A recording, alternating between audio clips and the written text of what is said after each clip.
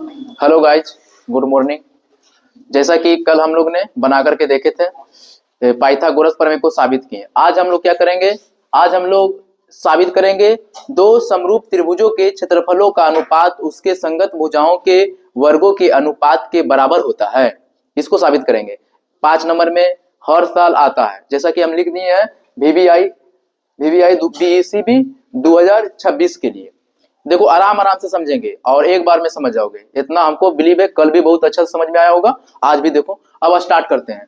देखना, इसमें बताया गया कि दो समरूप त्रिभुजों के क्षेत्रफलों का अनुपात उसके संगत भुजाओं के वर्गों के अनुपात के बराबर होता है। तो दो समरूप त्रिभुज सबसे पहले ले लिए, ABC, एक त्रिभुज ले लिए, और दूसरा PQR दूसरे त्रिभुज ले लिए। अब इसमें क्या है कि सिद्ध करना है कि इन दोनों त्रिभुजों के क्षेत्रफल जो होगा उसके इसके संगत भुजाओं के वर्गों के अनुपात के बराबर होगा। इसका कहने के मतलब है कि इन दोनों का क्षेत्रफल जो है ना, उसका इसके संगत भुजाओं के वर्गों के अनुपात के क्षेत्रफल के बराबर होना चाहिए।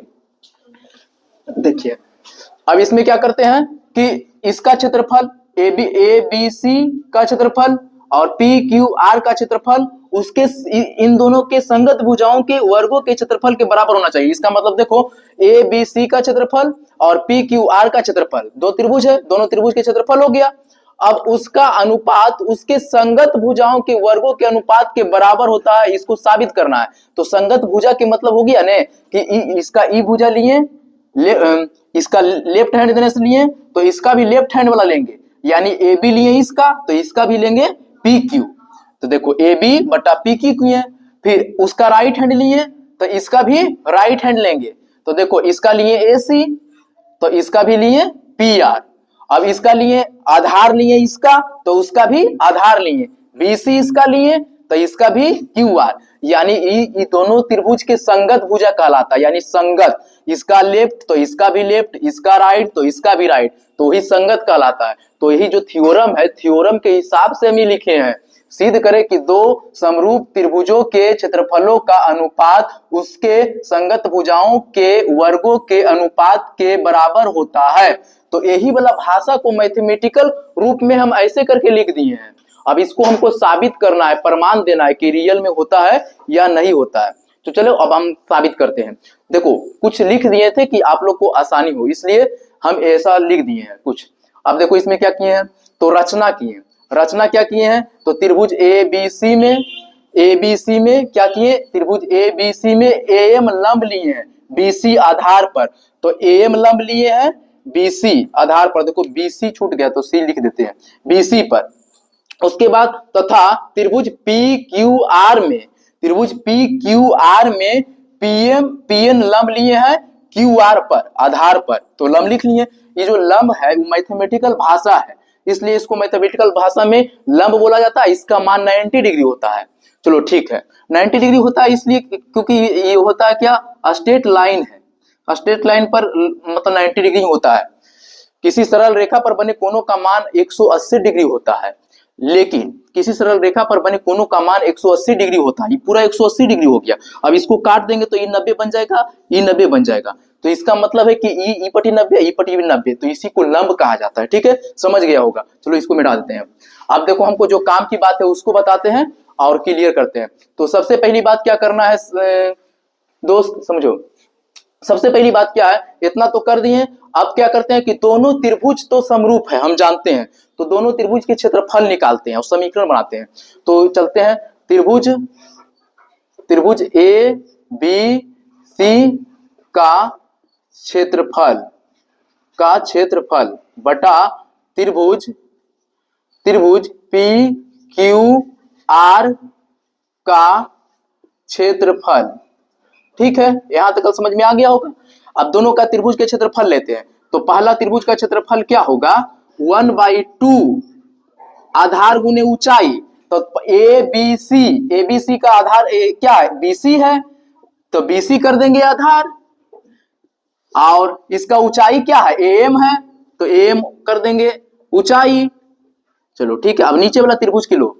तो नीचे वाला त्रिभुज PQR का क्षेत्रफल, त्रिभुज PQR का क्षेत्रफल, तो इसका भी 1/2 गुने आधार गुने ऊंचाई। आधार क्या है, QR है, तो QR कर लो। आराम आराम से समझो, कोई दिक्कत नहीं है, धीरे धीरे से समझा करके पूरा क्लियर कर देंगे। आधार गुने ऊंचाई Pn, ऊंचाई क्या है Pn है, चलो कोई दिक्कत नहीं, Pn कर लिए। अब इसमें जो कटता है उसको काट दो, 1/2 से 1/2 गया, और तो कुछ नहीं कटा है, इसको बराबर करके या तो इसी को समीकरण मान सकते हो, कोई दिक्कत नहीं है, नहीं तो बराबर करके लिख भी सकते हो, तो बराबर करके लिख दो, नीचे लिखना है तो चलो लिख ही देते हैं, इधर ही लिख देते हैं, जगह है ये, BC गुने AM बटा QR गुने PN, या NP भी लिख सकते हो, चलो PN ही लिख देते हैं, PN, इसको बना लो समीकरण फर्स्ट, इसको फ्यूचर में मतलब यूज करेंगे। अब क्या है कि दो त्रिभुज को रचना हम इसलिए किए थे कि दोनों त्रिभुज में देखो दो दो त्रिभुज बन रहा है छोटा छोटा, एगो बड़ा वाला त्रिभुज है, इसको लंब खींचे तो एगो अंदर ई पट्टी बन रहा है, एगो अंदर ऊ पट्टी बन रहा है, इसमें भी एगो अंदर ई पट्टी बन रहा है और एगो अंदर ऊ पट्टी बन रहा है, यानी टोटल मिला के 4 त्रिभुज बन गया, 4 त्रिभुज टोटल मिला करके बन गया है। इसका मतलब है कि चारों से यूज नहीं करना है। अब देखो ऊ पट्टी मतलब दो त्रिभुज को लेकर के चलना है, छोटे वाला त्रिभुज को, दोनों को लेकर के चलना है, तो दोनों को लेकर के चलना है तो दोनों के ई साइड वाला लेकर के चलो, दोनों के ई साइड वाला, ऊ साइड के लेकर के चलोगे तब पर भी तुम्हारा सिद्ध हो जाएगा, लेकिन सिद्ध करना है दोस्त इसलिए आसान तरीका से, खाने के तो दोनों हाथ से खा सकते हैं, लेकिन चटरा हाथ से खाएंगे तो काम होगा नहीं, काम होगा, इसलिए बता रहे हैं चटरा हाथ से नहीं खाना है, सीधा रास्ता चलो, तो ई साइड वाला से लेकर के चलते हैं, इसमें भी ई साइड और इसमें भी ई साइड, ऊपर से भी करोगे तो सीध हो जाएगा, थोड़ा सा मुश्किल होगा, इसलिए ई साइड वाला से चलते हैं, ध्यान दो। तो त्रिभुज ABM तथा त्रिभुज PQN में अब दोनों त्रिभुज को हम समरूप करेंगे, दोनों त्रिभुज को समरूप करेंगे तो देखो कोण B बराबर है कोण B बराबर है कोण Q का, और कोण M बराबर है कोण N का, कोण M बराबर है कोण N का। आई बराबर कैसे हुआ, तो ये लंब है, समकोण है, समकोण यानी 90 डिग्री हो गया, 90 डिग्री, चलो कोई परेशानी नहीं, आराम आराम से समझेंगे हम लोग, यहां तक क्लियर हो गया होगा। अब देखो आगे चलते हैं, तो ये दोनों त्रिभुज समरूप हो गया है, समरूप का मतलब हो गया है कि यदि किसी त्रिभुज के दो कोण या दो भुजा आपस में बराबर होते हैं तो वे दोनों त्रिभुज समरूप होते हैं, समरूप होते हैं यानी सभी अंग से बराबर होते हैं या सर्वांगसम होते हैं, उसी को समरूप को सर्वांगसम भी कहते हैं। चलो ठीक है, तो अब ये दोनों के सर्वांगसम हो गया, किस किस से हो गया, तो एंगल से, यहाँ पर शॉर्ट में लिख दिए एंगल के मतलब हो गया भुजा, कौन से सर्वांगसम हो गया, यानी दो कोण से सर्वांगसम हो गया, तो इसको एंगल से सर्वांगसमता कहते हैं, और सर्वांगसम कर दो तो त्रिभुज ABM सर्वांगसम त्रिभुज PQN, आ गया होगा समझ में, सर्वांगसम कर दी। अब देखो सर्वांगसमता का नियम है कि यदि दो त्रिभुज सर्वांगसम हो या समरूप हो तो दोनों त्रिभुजों के भुजा भी बराबर होते हैं, दोनों त्रिभुजों के भुजा भी बराबर होते हैं, अर्थात दोनों त्रिभुजों के भुजाओं का अनुपात भी बराबर होते हैं, आया समझ में, ठीक है, दोनों त्रिभुज के भुजाओं का अनुपात भी बराबर होता है, तो त्रिभुज ABM और त्रिभुज PQN दोनों त्रिभुज में क्या करेंगे, दोनों के संगत भुजा का अनुपात बराबर होगा, तो दोनों त्रिभुज के संगत भुजा का अनुपात बराबर कर लो, संगत मतलब यानी इसका लेफ्ट तो उसका लेफ्ट, उसका राइट तो उसका राइट, और इसका आधार तो उसका भी आधार, इसी को कहते हैं संगत भुजा, मतलब संगत के मतलब साथ साथ चलने वाला, यानी इसका लेफ्ट हुआ नहीं तो इसका भी लेफ्ट, इसका राइट हुआ नहीं तो इसका भी राइट। तो देखो त्रिभुज ABN में चलते हैं, ABM में तो इसका क्या हो जाएगा, AB हो जाएगा, AB बटा इसका AB उसका PM उसका PQ बराबर हो गया। अब इसका ले लो AM, चलो AM ले लिए, इसका AM तो उसका PN संगत भुजा को ले रहे हैं, ध्यान रखना, इसका आधार लिए BM तो इसका QN, इसका BM तो इसका QN, इसका QN आराम से समझेंगे, ऐसा तुमको समझ में, यानी 5 नंबर तुम्हारा छप जाएगा, इतना ध्यान रखो। अगर जो तुम 2 बार वीडियो देख लिए तो समझ जाओ कि तुम्हारा 5 नंबर फिक्स हो गया। ध्यान दो। अब यहां पर क्या हुआ, AB बटा PQ, AM बटा PA, BM बटा QN, कर लिए सर। सर्वांग समता के नियम के आधार पर दो समरूप त्रिभुज के क्षेत्रफलों का अनुपात उसके संगत भुजाओं के वर्गों के अनुपात के बराबर होता है, इसको साबित कर रहे हैं। तो मतलब सर्वांग समता के नियम के आधार पर हम उसके भुजा के अनुपात को बराबर ले लिए। इसको भी बनाना है तो बना लो समीकरण सेकेंड, चलो समीकरण सेकेंड इसको भी बना लिए। अब देखो क्या किए, यहाँ पर BC इतना लेकर के आए हैं, इसका यहाँ पर इतना ले रहे हैं। अब दिया गया क्या है, सबसे पहले हमको बोल दिया है कि दो समरूप त्रिभुज है, तो दो समरूप त्रिभुज दिया हुआ पहले बोल दिया है कि दिया हुआ है दो समरूप त्रिभुज, तो समरूप होगा तो हम जानते हैं कि अगर जो कोई चीज समरूप हुआ तो सर्वांगसम हो, सर्वांगसम हो या समरूप हो तो उसका भुजा या तो उसका कोण सब बराबर होता है। तो पहले बोल दिया कि दो त्रिभुज समरूप है, तो दो त्रिभुज समरूप है, इसका मतलब है बड़का वाला त्रिभुजा है उसका जो क्या होगा, आधार का अनुपात और लंब का अनुपात और उसके जो तीसरी भुजा होता है उसका अनुपात बराबर होगा। तो उसको ले लेते हैं हम, कौन बोल दिया था, पहले बोल दिया, थ्योरम में बोल दिया, तो इसलिए उसके हिसाब से हम कर देंगे। तो लिखेंगे यहाँ पर ही दिया गया है, थोड़ा सा लिख देते हैं कि देखने में अच्छा लगे, पता फिर बाद में बोलोगे कैसे ला दिए, दिया गया है, इसलिए अभी हम बता दिए कि दिया गया थ्योरम में बोल रहा है त्रिभुज ABC और वो समरूप है, त्रिभुज ABC समरूप है त्रिभुज PQR, तो अब दोनों समरूप है, तो दोनों समरूप है तो क्या करते हैं,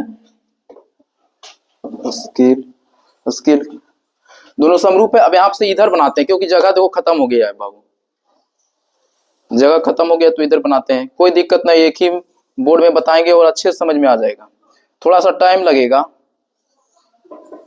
ध्यान दो। अब दोनों समरूप है तो दो समरूप है तो इसका आधार उसका आधार के बराबर, इसका लंब उसके लंब के बराबर, तो इसका ले लो बड़ा वाला के कर देते हैं, दोनों के बराबर हो जाएगा। यहां से तो इसके आधार के बराबर करते हैं, तो AB बटा उसका PQ बराबर उसका करते हैं AC बटा PR बराबर BC बटा QR, इसको बना लो। चलो ये दिया गया है, क्या किया है, दिया गया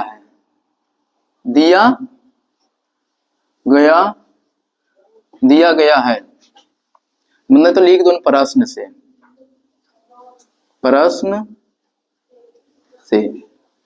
चलो यानी प्रश्न में ही बोल दिया है, थ्योरम से या तो बोल दो प्रमेय से, तो हो गया।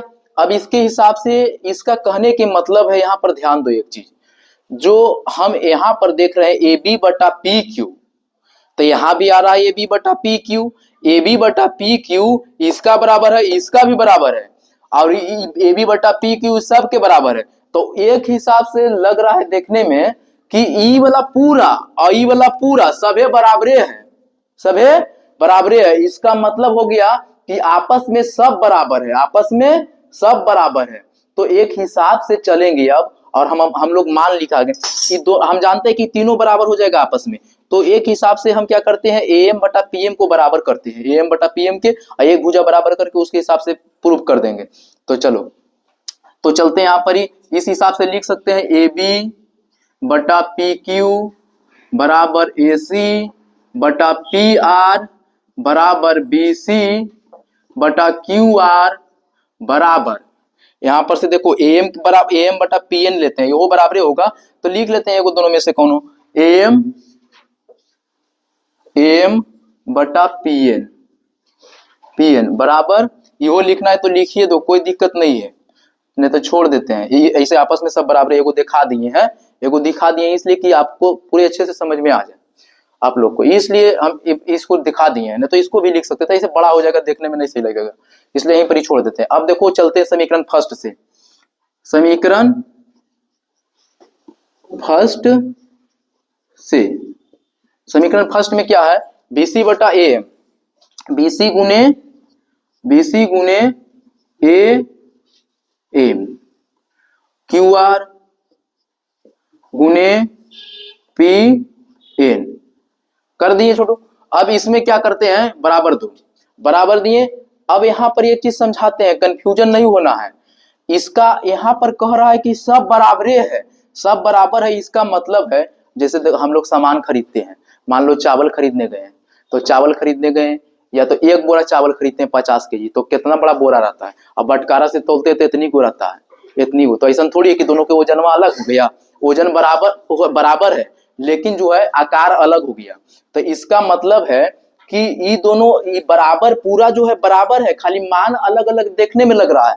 यानी ये बराबर हुआ तो टोटल बराबर हो गया। तो इसलिए हम AM के जगह पर हम लिख सकते हैं BC भी, और PN के जगह पर लिख सकते हैं QR, क्योंकि बराबर है तो लिख दो। तो यहां पर लिख देंगे BC बटा BC गुने AM के जगह BCA लिख सकते हैं क्योंकि ऊपर बता दिया है बराबर है। और फिर QR के जगह QR लिख देंगे दोनों जगह, PN लिख दो, PN के जगह QR लिख दो, QR। अब देखो इसको करेंगे तो क्या हो जाएगा, टोटली क्या हो जाएगा, यानी BC बटा QR के वर्ग हो गया, क्योंकि दोनों सेम है। BC गुने BC स्क्वायर, QR गुने QR, तो QR के स्क्वायर, तो दोनों पर होल स्क्वायर कर दिए। इसका मतलब है कि ये आपस में सब बराबर था, हम प्रूफ भी दे दिए, प्रमाण भी दे दिए यहाँ पर भी। इसका मतलब है कि एक भुजा का वर्ग बराबर कर लिए और सब वैसी है तो सभी को बराबर कर देंगे। इसी प्रकार से चलेंगे तो इसका मतलब है सब बराबर हो जाएगा। फिर इसका हम देखो जैसे AM को रखे हैं उसी प्रकार से BM के रख देंगे तो BM भी बराबर हो जाएगा। इसका मतलब है सब भुजा आपस में फिर बराबर हो जाएगा। तो लिख सकते हैं इसी प्रकार से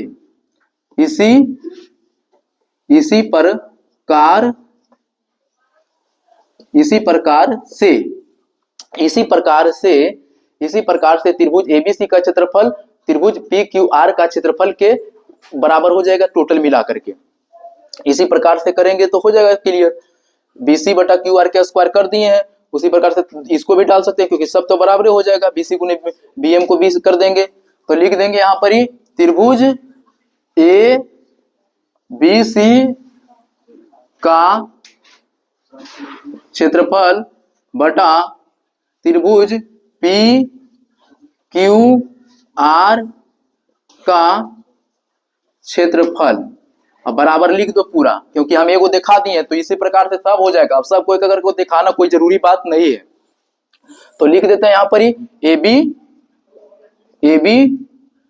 बटा PQ के स्क्वायर बराबर AC बटा PR के स्क्वायर बराबर BC बटा QR के स्क्वायर। तो यहां से हमको देखो प्रूव हो गया, हम प्रूव्ड कर दिए यहां पर से, मतलब प्रूव्ड कर दिए। ऐसे करोगे, इसी प्रकार से करोगे, इतना भी तुम करोगे तो कोई दिक्कत नहीं है। ये जरूरी नहीं है कि सारा भुजा को दिखाना है वर्ग कर करके, क्योंकि यहाँ पर बता रहा है कि सब बराबर है तो सबको करेंगे तो सब ऐसे वर्ग हो जाएगा। ये जरूरी नहीं है कि सब भुजा को वर्ग कर करके दिखाना है, क्योंकि यहाँ पर हम लिख दिए इसी प्रकार से करेंगे तो वही आ जाएगा। तो ये साबित हो गया है। इससे क्या हुआ कि दो समरूप त्रिभुज के क्षेत्रफलों का अनुपात उसके संगत भुजाओं के वर्गों के अनुपात के बराबर होता है।